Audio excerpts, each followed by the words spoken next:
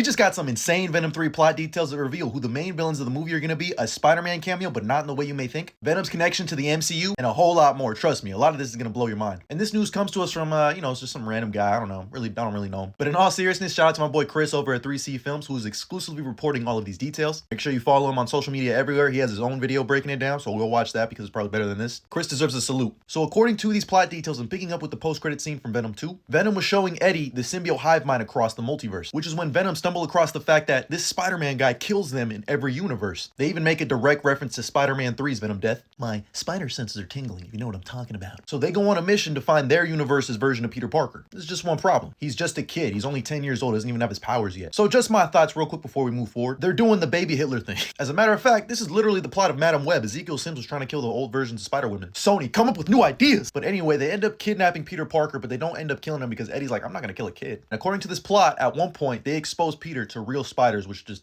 gives him an infection, and they gotta take him to the emergency room.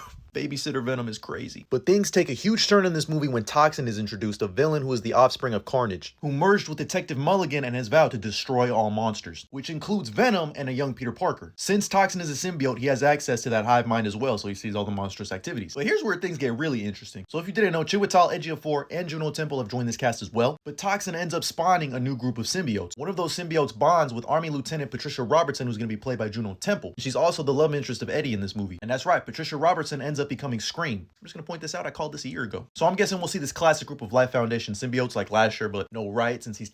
Shit gets even more complicated because Chiwetel Ejiofor is playing another villain, Orwell Taylor, who leads the heavily armored group known as the Jury, and they're hell-bent on destroying all symbiotes because Orwell's son was killed by Carnage when he escaped from prison. Now, being between a rock and a hard place, Eddie has to fight for survival and making sure he keeps young Spider-Man alive, and keeping both of these groups from causing ultimate destruction to San Francisco, my beautiful city. Sony, it was right there. Just give us Spider-Man versus Venom. This really is Venom's last dance. I'm not gonna lie to you, this plot is kind of interesting, but also kind of stupid. And now that I think about it, this is more Terminator-esque than the Madam Web rumors. I wonder if that's why they rewrote Madam Web, because it was so similar to Venom the Last Dance. So they were like, hey, let's make Venom the Last Dance the Terminator type movie. And Madam Web, we got stuck with this. I don't know, maybe someday we'll get Venom versus Spider-Man in live action again, but I'll tell you right now, it's not gonna be Venom 3. But let me know your thoughts on these plot details down in the comments below. And as always, like and follow for more.